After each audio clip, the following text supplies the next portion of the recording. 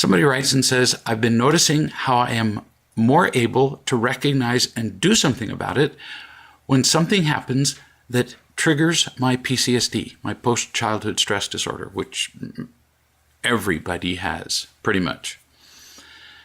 When that happens, I label it. I label the event, what happened.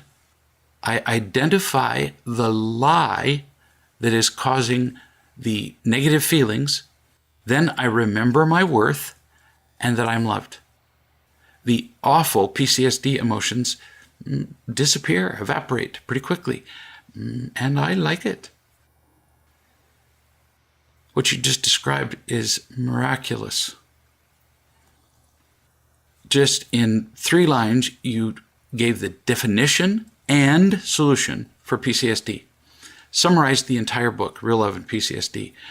When something, anything, it could be a person, could be an event, a smell, a face, a color, a feeling. If anything in the present is similar to something in the past that really was painful, you don't make that up. It begins a cascade of involuntary nervous system connections, as though the past pain were right here, and you react as though the past were happening all over again. It's exactly like the guy who comes back from war and somebody drops a dish in the restaurant, and he reacts like he's being shot at, cowers under a table, or lashes out and kills somebody. Or somebody uses a word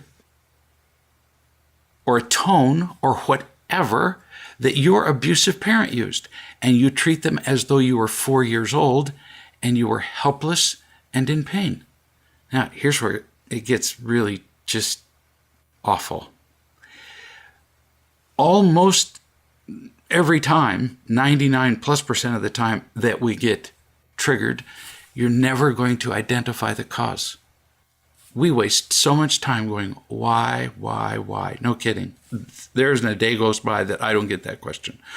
Well, I reacted badly. Why did I react badly? Kind of boring, actually. If your reaction in the present is out of proportion to the event that happened. So somebody said something and you heard a negative tone, and then you spent the rest of the day obsessing about it and thinking about it. That would be called way out of proportion. If something happens that's out of proportion to the event, if you're loved and somebody says something negative, you just go, either they didn't know what they were talking about, or you don't really care, or you listen and go, okay, I can learn something from that and move on. You're done in 6 seconds, really. So if you don't move on from something negative in 6 seconds or less, if you want to get really technical, it's the past. There, we're done. Well, but what in the past? Who cares? From birth, somebody was burping you and just got impatient because you kept them up at night and they didn't get a full night's sleep. And you could feel every parent has become impatient when up with the child for the 3rd time in the night. Every parent has done that. Well, the children feel it. And what they feel is like a bother. They feel like they're an inconvenience. They feel like they're not worthwhile. You're never going to identify that when it happened to you when you were 6 weeks old. And that kept happening in other ways. You've completely forgotten about them. Or they happened at an age where you didn't even cognitively have a place to put them. And then we fuss over why. Anything that happens in the present that reminds us of the past, and how do we know? It's out of proportion to the present event. And let me tell you, we overreact to almost everything. So what's the solution? You label it like we just did. This feeling, is it out of proportion to the event?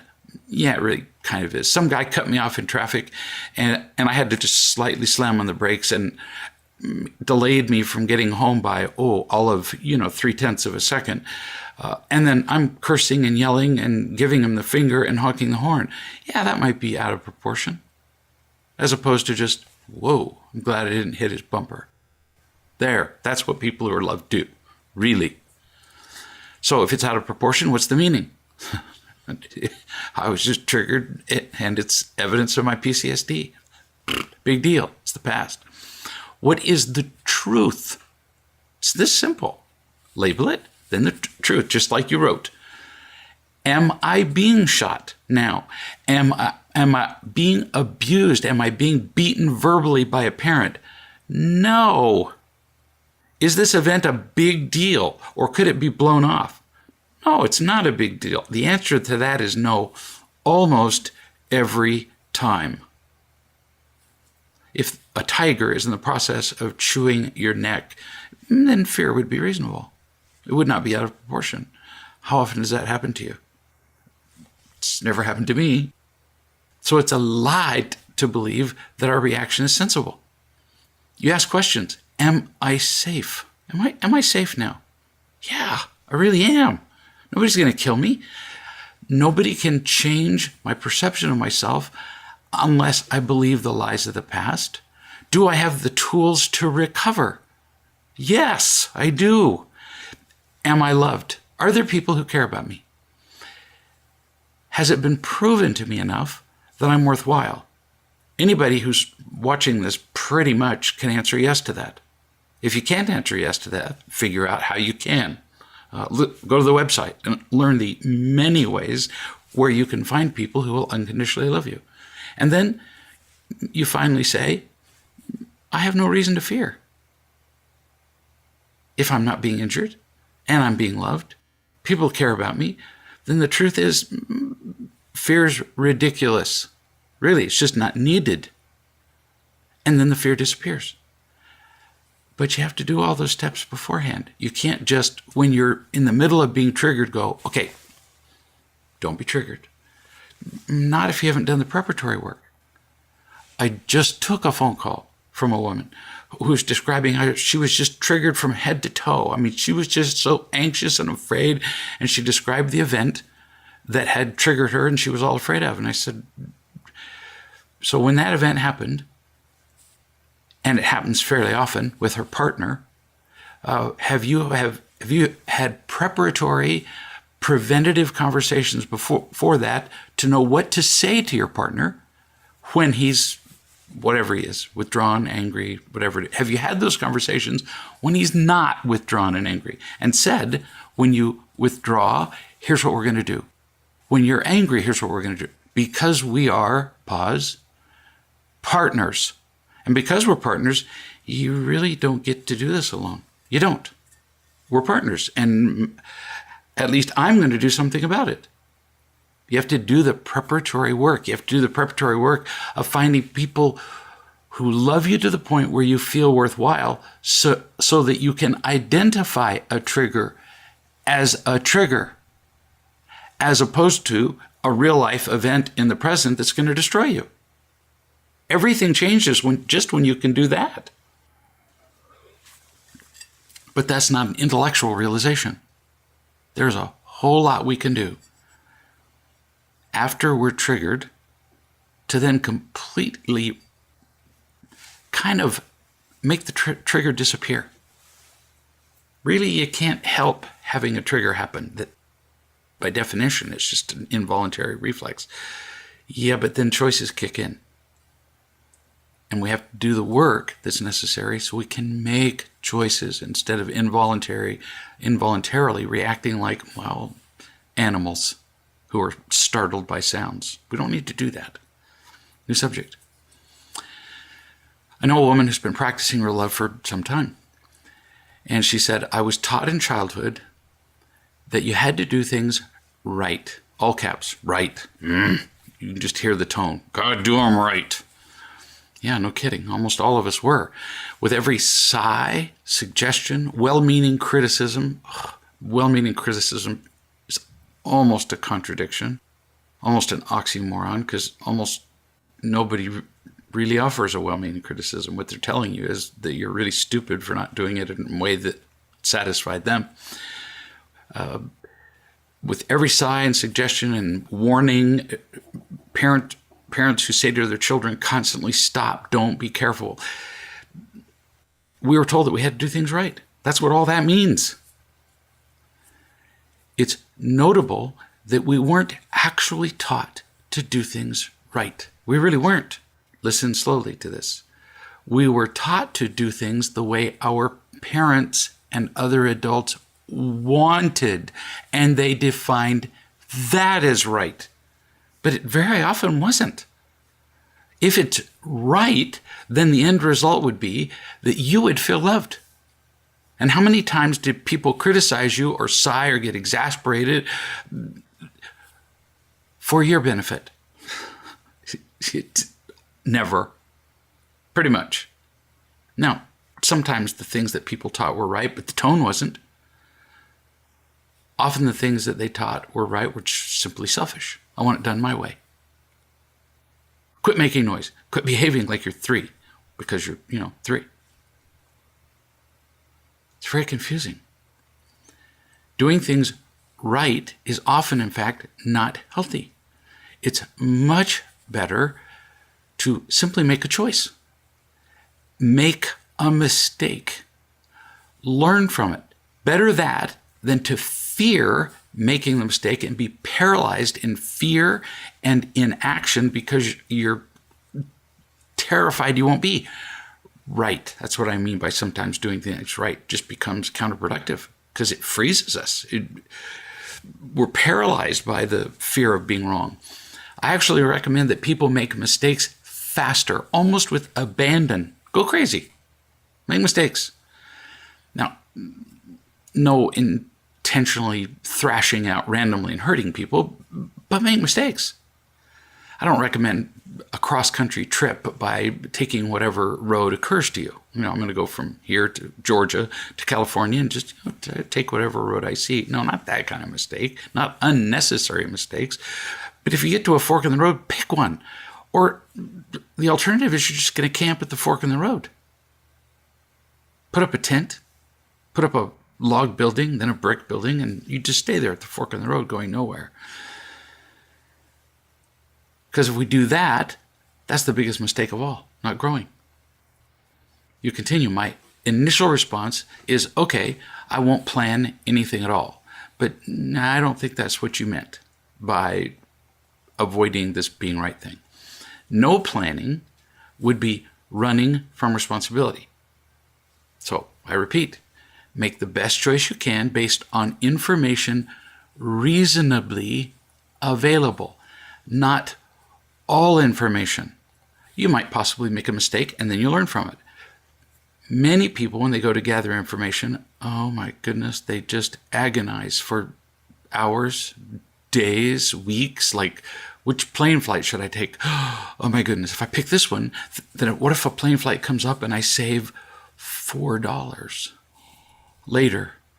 Yeah, see, that's called being right is just stupid. It's not worth it. Go for it. Yeah, check out a number of flights. Programs now come up on the computer and you can check 20 flights at once. Well, after you've checked 30 flights and altered the days that you're going to travel a couple of times, you're kind of done. You're not going to magically come up with a plane flight where they say, oh, come on, let's pay you to fly. It's not going to happen. You continue. When I take ages, that's a bunch of A's, thoroughly planning things, they tend to work out better, but that's not really the point, is it? It's actually more beneficial and healing for me to get okay with mistakes and things not working out. Yes, yeah, when you meticulously plan things, sometimes the thing goes better. But you aren't. You're not happier. So where's the win in that? How many people do I know who meticulously plan things, but the end result is yes, they perform mildly to marginally better than other people, but the really important result is that they end up rigid and intolerable and intolerant and afraid and miserable. Well, that's not a win. You do a thing better, but you're miserable. Get it? The price is way too high. It's not the doing that matters. It's freedom and joy. Donna says that all the time. Freedom and joy. If you're not experiencing freedom and joy, you're making a mistake. Think about it. Or call somebody and talk to them, and they'll help you see how you're missing freedom and joy. Freedom and joy come from no fear and from learning, which unavoidably includes mistakes. Every once in a blue moon, I look up some quotes in my literally 10,000 files about a particular subject, and I did on this one. Here's one. It's far better to stumble along the path, moving forward, than to remain comfortable and unmoving on the couch. When we make mistakes and feel ashamed, we choose to carry double the weight, holding us back from moving toward happiness.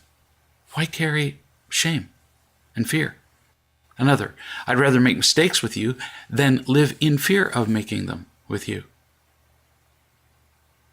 The road of life is paved with flat squirrels. I can't imagine that there's anybody who hasn't driven on a road and seen what a squirrel does when you're coming their way. They go back and forth, back and forth, back and forth, and then you just drive straight with a squirrel because you don't know what they're going to do. And then sometimes they make it, and sometimes you hear a little, and that's sad, but it's involuntary. They can't make a decision once they get frightened. And it almost looked a little insane. To save their life, all they have to do is get off the road. But their fear makes them nuts. And it's the same with us. We become no smarter than squirrels.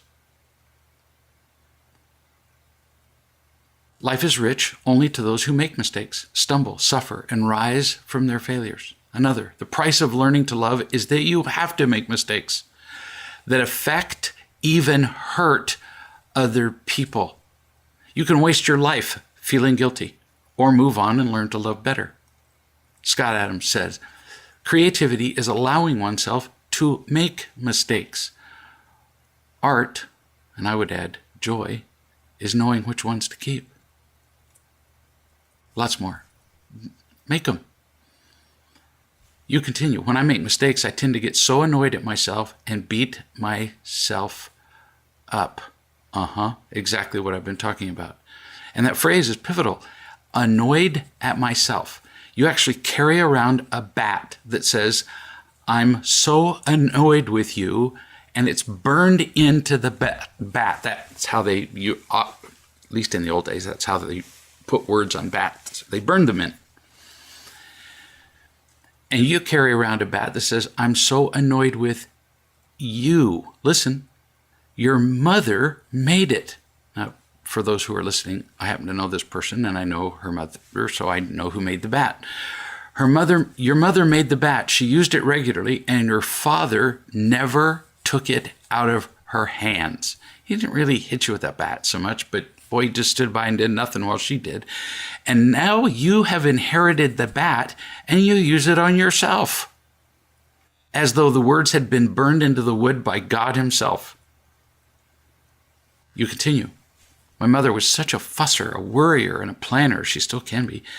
Everything she was organizing had, capital letters, had to be perfect and seamless. So I'd watch her putting in so much energy over planning and effort for something to be bulletproof perfect. And look at the end result.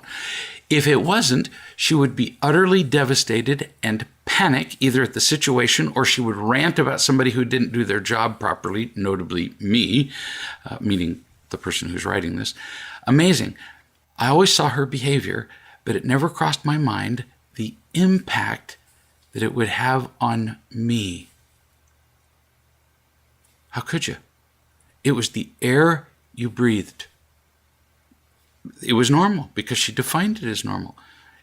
She perfectly illustrates what I've been talking about.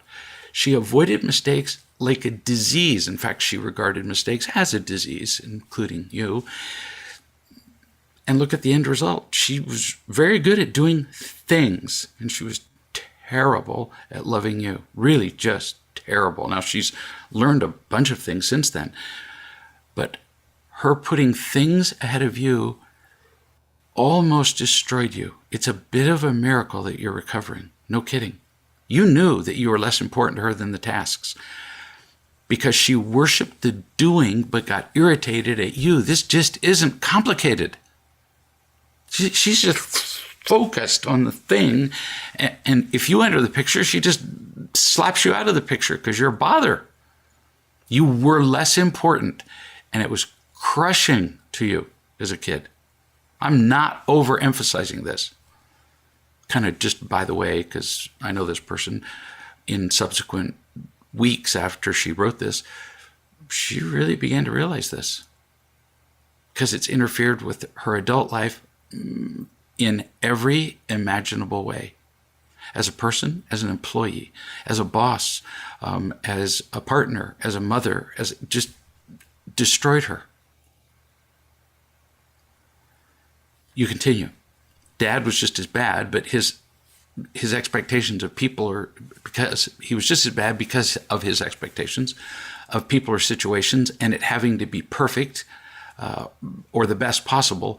But he was less frequently and less externally expressive about it. So I didn't really notice it as much. Not as much, but it still affected you. And it further confirmed the pattern that your mother burned into the bat that you hit yourself with every day.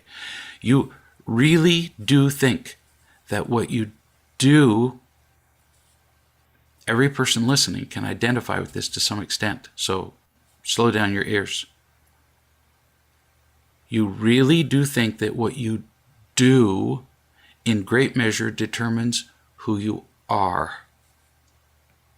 Isn't that true of just about everybody? It's wrong. It's one of the lies that's destroying us. Who you are is indescribably beautiful. Keep in mind, I know you. Indescribably beautiful. Right now. And what you do just naturally, when you're not afraid, proceeds from that inherent beauty and worth. If you're afraid, you're doomed. You're reacting like the squirrel in the road and just as smart. And then you're not you. I'm going to repeat it because it's that important. Who you are is not what you do. Who you are is beautiful now. When you're not afraid, what you do just proceeds from that inherent beauty and worth. You don't have to prove that anymore. And if you make a mistake, it doesn't prove that you're bad. No, who you are is still beautiful. You just made a mistake. You're just temporarily insane or stupid or whatever. Who cares? Who cares? Or it was the past, or it was a trigger, or blah, blah, blah. No kidding. Blah, blah, blah. Now go back to being you and let your behavior proceed from that. Oh, it's just much more fun. It's more productive. Freedom and joy. You continue. I cried. It felt like tears of disbelief and maybe some relief. Who knows? I feel like I need to hear that a billion times. What I said to her about being beautiful already before I believe it. Despite all the love I've had and the work I've done, I still deep down feel painfully not good enough.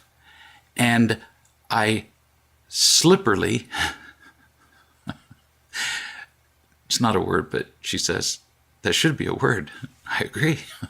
Slipperly, means a combination of sneaky, slippery. I try to earn it. I try to earn being good enough everywhere, still.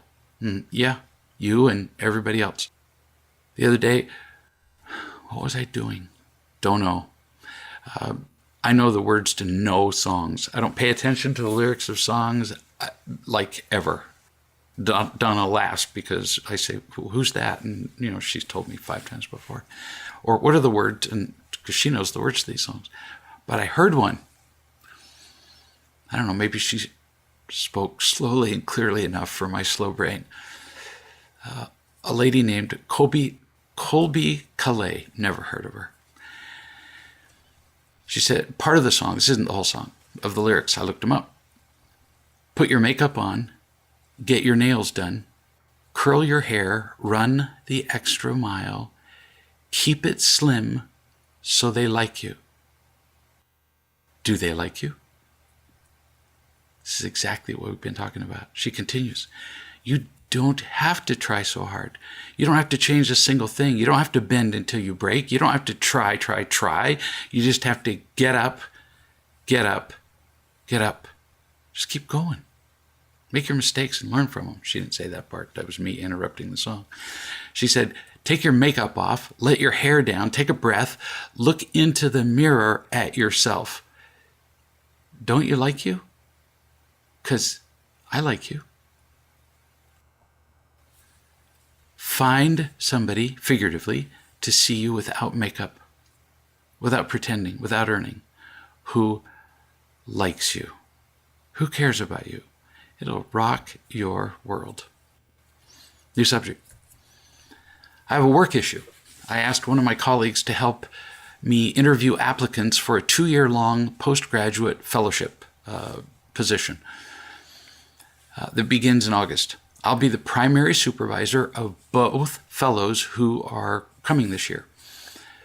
For the last 2 years, my colleague, Marcia, has provided an occasional hour of additional clinical training and supervision for the one fellow that I supervise, the one that's leaving. So I'm the primary supervisor and she contributes, less than 1% of the training. I thought it was important for the fellows that are coming, to get more than, and the one that I have, more than just my clinical approach and perspective. So Marcia and I have worked well together. I'll be taking over the primary clinical supervisor responsibilities for both fellows this coming year. It's just going to be pretty much all me. But with a desire to be inclusive, I asked Marcia if she would do the interviews with me. Really sounds good, doesn't it? I'm being inclusive. Yeah, sometimes we're so inclusive that we just absolutely screw ourselves up. No kidding. Because you'll be the primary supervisor for both fellows, it seems like, I'm just telling you this is a possibility, like asking for the interview input from somebody else, Marcia, will open the door for very likely problems. They're going to happen. Remember, I know you. You're asking for somebody else to give input for people you will supervise. That's going to be a problem. Your intent is lovely, but the execution often gets messy. I'm not telling you what to do, just saying there are potential problems because she's not a co-supervisor of these fellows. You say, this year I used a ranking system developed by myself and the upper management bosses. I wanted to be on the same page with Marcia as we began. Again, it sounds good. And I said to her that I respect her feedback, and that's why I asked her to help. I also said that if we disagree on the final 2 candidates, in other words, disagree on who are going to be the final 2 fellows that we take, I don't want that to change anything between us. Now, notice how many times you said, I want to be inclusive. I don't want anything to change between us, but you're setting up a situation where things are going to change between you. I don't call people up and ask them for an opinion unless I need their opinion, because once they've given their opinion, they will have an expectation that you listen to them. They're going to call you back and ask you what you did. They're going to be offended if you don't do what they suggested. So don't ask for one unless you really need it and you don't know what you're doing. You do know what you're doing. So potentially risk, again, sweet sentiment. But unless Marcia's a very unusual person, if you two disagree about the selections, it's going to change things between you. And you will have set it up. You needed somebody to confirm your opinions. You thought you did. And you created a situation where almost certainly there would be some disagreement. People tend to take disagreement as you're saying that your choice is better. In fact, they go further, that you are better. In some committees, this is unavoidable, but this isn't a committee decision. You invited it to happen. You continue. I did mention that since I'll be the primary supervisor, I'll make the final decision. She seemed immediately offended by my bringing that up, that I would make the final decision. Her interaction with me changed and became short and clipped. No surprise. That's exactly what I was talking about. When people don't feel loved, they need your approval. They need to matter. And if you unnecessarily set up a situation where you'll have to give your approval, or you won't because you disagree with them, you're setting up a potential problem for yourself. Or they just need a feeling of power, and you can't give them that if you disagree. It's just loads of problems when you invite people into a decision unnecessarily. You continue. I haven't been able to figure out why I feel so bad about it and why I can't let the feeling go. I realized today that I had an expectation of her. Yeah, you did. You expected her to agree with you and confirm your decision. It's deeper than that. You needed her agreement to feel good about yourself as a person. For those who are listening, I know her well. And she's looking for people to approve of her all the time. And if they don't approve of her, it crushes her. So for her to invite somebody to approve or disapprove is like, you're kidding. It's like inviting a tiger into my yard and, just to see what happens. Not usually wise. Hence my saying that you invited this problem. You didn't mean to. You thought you were being loving. But you were really serving yourself. It was so you'd get approval. This is a case where approval and loving get confused, which is a good lesson for us all. We cause so many of our problems. You say, I became disappointed later when she didn't even use the ranking system we had used in the past and which had been approved by upper management. Again, you needed her approval, and that just screwed you. What you got instead was a virtual guarantee for conflict, and that's one of many problems with needing approval. We set ourselves up to be disappointed because not everybody will. Not everybody should. You say the interview starts in 2 days, and the interviews, and I need to finalize the interview questions. And I'm going to ask my colleague if there are any questions she would like to add as a way to make her feel valued and included. No sense making one mistake. Let's make some more. It will just be recreating and compounding the same problem we've been talking about. You want her approval of what you proposed. She will not give you the answer that you expect or want, and she'll further complicate the process. Never overcomplicate things when people are involved, because then you get 20 opinions that never match, followed by the inevitable disappointments, jealousies, and blah, blah, blah. So what to do? Now that you're in this mess, do not ask her. Don't do it. You've already told her you're going to make the final decision, so do not ask her for her final opinion of the two people to be selected. Guaranteed she won't agree with you. But you can, now that you've invited her in and you've got this mess, you can ask her to rate them all, like 1 through 5. So that it's likely that there will be more than 2 people, highly likely because you've got quite a pool of candidates, who will have a 5. So the 2 people that you finally choose will very likely, at least one of them, be a 5 on her scale, and she'll like that. This is a way of minimizing the conflict, but you've created a mess that's going to have some. You say, I'm afraid that she will say something about how structured and rigid I am. Well, sometimes you are. She has said this a lot when talking about the difference between how she and I do things professionally. She's partly right. You can get rigid and structured because you get afraid. And that's when you become rigid and controlling. But you are the boss in this particular situation. And it doesn't sound like she supervises you in any way, which later I confirmed is true. She's not a supervisor, she's a peer. So her unsolicited opinion of your professional work is kind of irrelevant. Anybody can give me input about anything, and mostly I'll listen and go, okay.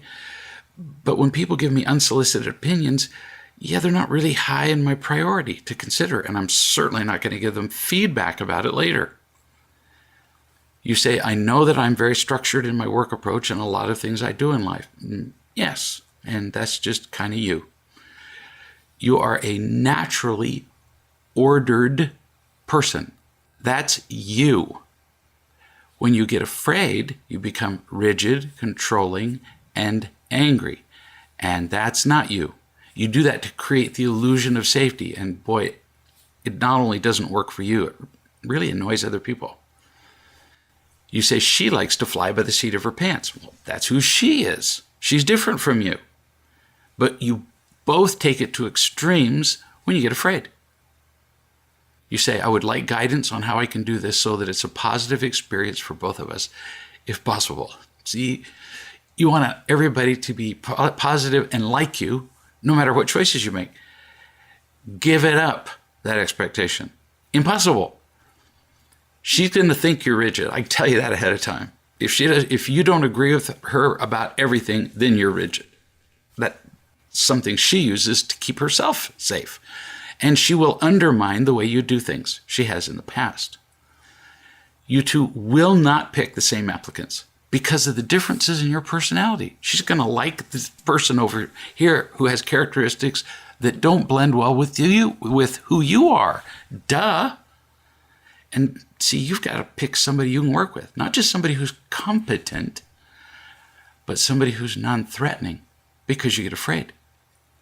And your coworker will likely pick at you if your selections, in other words, the fellows, do anything she wouldn't do for the next 2 years, especially because you invited her into this.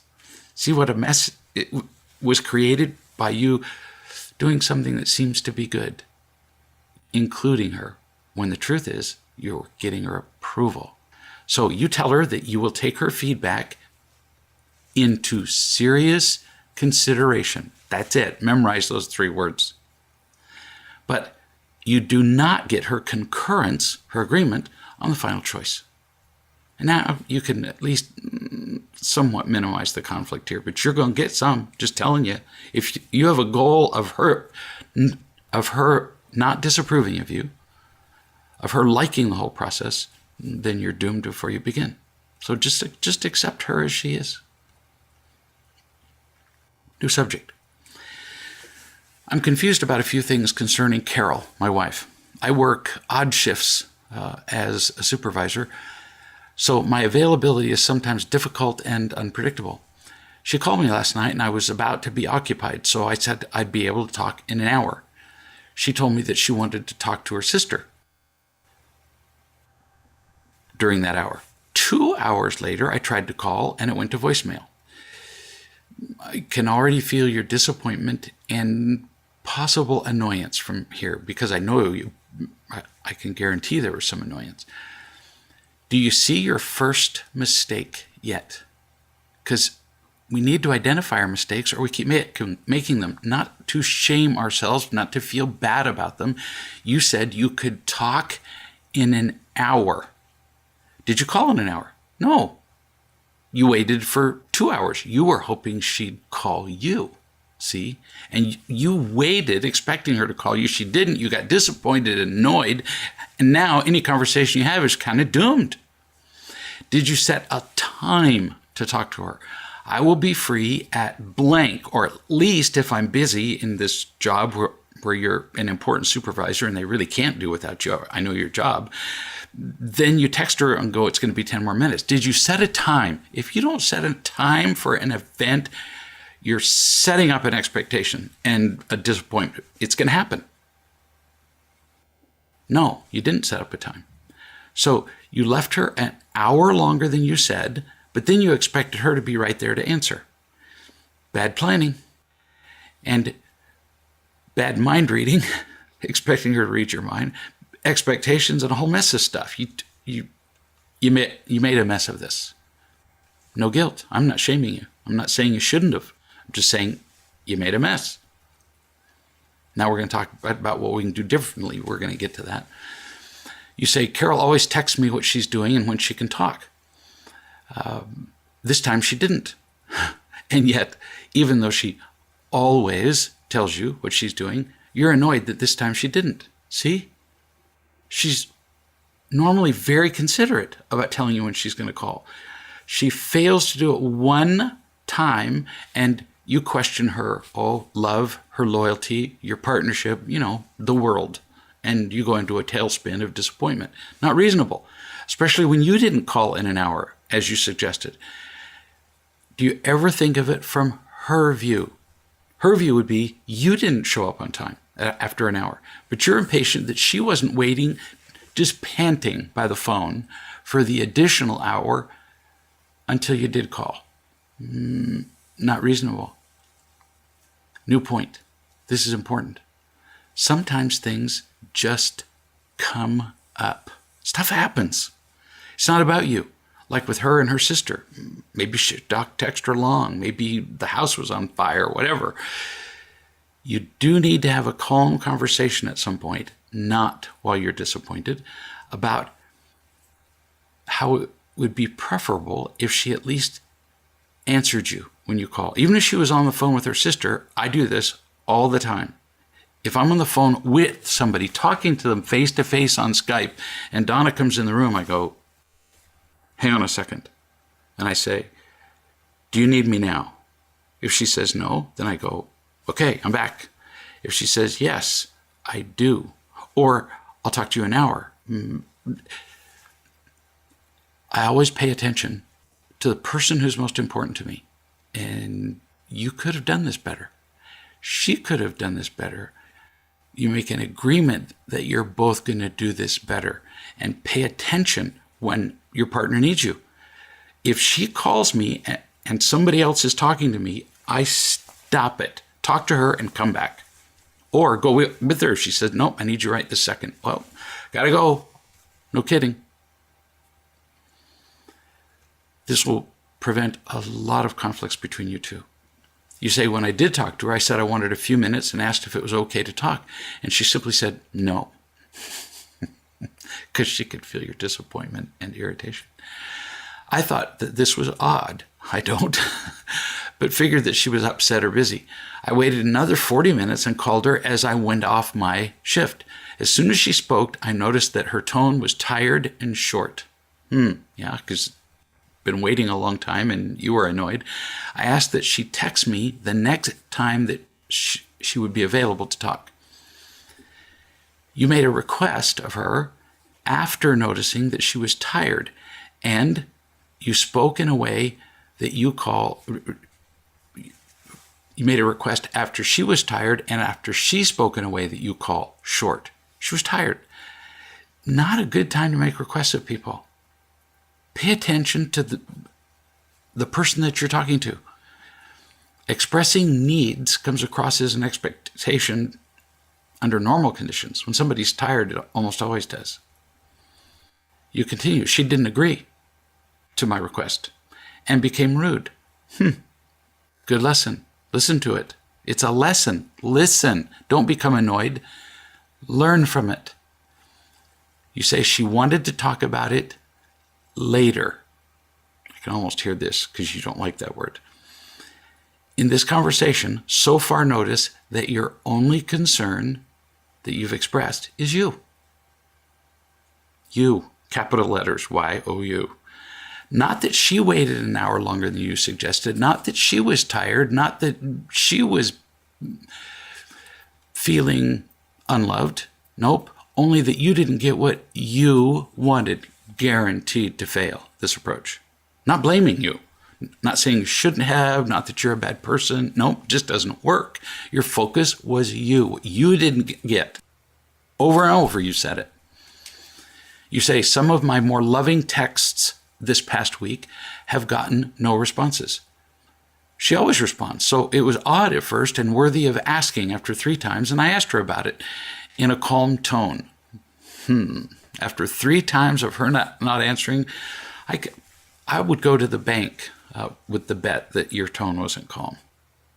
Even though I believe you when you say that you believe that it was. Really, I do. We react to PCSD in ways that we really don't see. You continue. I asked if there was anything that was wrong and what we could do about it. Well, by now, a lot of things are wrong. They're piling up. She replied, Nothing I want to talk about now. Which, of course, is surprising to you, not to me. Because, see, I'm seeing it from the outside, and I'm not afraid. You got afraid, and then you were just doomed. So think about it. Your concern so far has been you. So when you say to her, what can we do about your not responding or about what is wrong? She will finish the sentence with, for your benefit, meaning yours, not hers. This is becoming much less puzzling the more you speak. And you need to see that. It's not a mystery. It's not a puzzle. You say, gosh, I just don't understand this. Now you do. Just learn from it. Don't feel bad about it. Don't be blaming about it. Just learn. Like we talked about earlier in the video chat. Make your mistakes and learn. But don't make your mistakes, then feel bad, then blame her, then continue making your mistakes. This is not a happy pattern. You said, I told her that we could talk about the first two things that I wanted to talk about later, being unavailable for the call with her sister and not responding to my texts, and that I did not want us, notice, I did not want us to be distant before I went to bed. And again, what's the subject? You. 3 times in a row, about 3 different things you've made the subject about your wants. Understandable. But you're ignoring her. You're saying me, and shocking. She doesn't like that. You continue. Carol sat there in silence. No kidding. Why silence? Because she thought it was better than killing you. Really. Oh, I can't remember where I saw this, but somebody was asked, I don't know, a comedian or something, how come you yell at your kids? And he said, because it's illegal to kill them.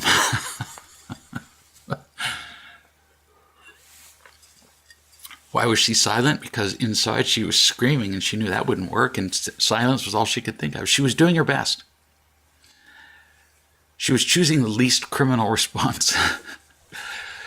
You say, and when I asked if she was still there, because she was silent, she speaks with sarcasm or a rude tone. Yeah, because once again, you were thinking of you, and you didn't pay attention to her silence, that it was an attempt to protect herself. You say, these things scare me. My mind goes to the past. Again, PCSD, past. We've been talking about that. My mind goes to the past, and I feel like I'm not loved, not important, and they're just to be used. Odd, because that's exactly how she was feeling. That she was not loved, not important, because you're saying me, and she was there just to be used because you were telling her what she had to do. If she were writing me in this email, if she were writing me, I would talk about what she could do differently. But she's not writing. I'm talking to you. You are not paying attention to her and her needs through all these interactions. Now, could she have done some things better? Yes, but I'm not talking to her. And you can't take my instructions and go talk to her. I'm talking to you for your benefit about some things you could learn.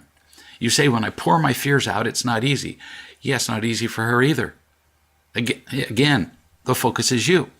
You say, when Carol won't say yes or no to my questions, I feel manipulated, and that she knows that she has the upper hand, that I will do whatever it takes to make things right. Still making it about how you are inconvenienced or hurt. Understandable, but doesn't work. And you conclude, I know I am hypersensitive to problems. Everybody listening, pause. He says, I know that I am hypersensitive to problems. As soon as you say the word hypersensitive, overreact, react in a way that's disproportionate to the present event. What are we talking about? The past. Guaranteed, 100%. So back to him. I know that I'm hypersensitive to problems and that I'm not easy to deal with sometimes. I wonder if you really do know that you can be not easy to deal with, because, boy, you really can be difficult. She can too. I got it, but I'm talking to you. So listen to what I just said. Distill what I've been responding to all during this email. Distill it so that it's simple and you can remember it.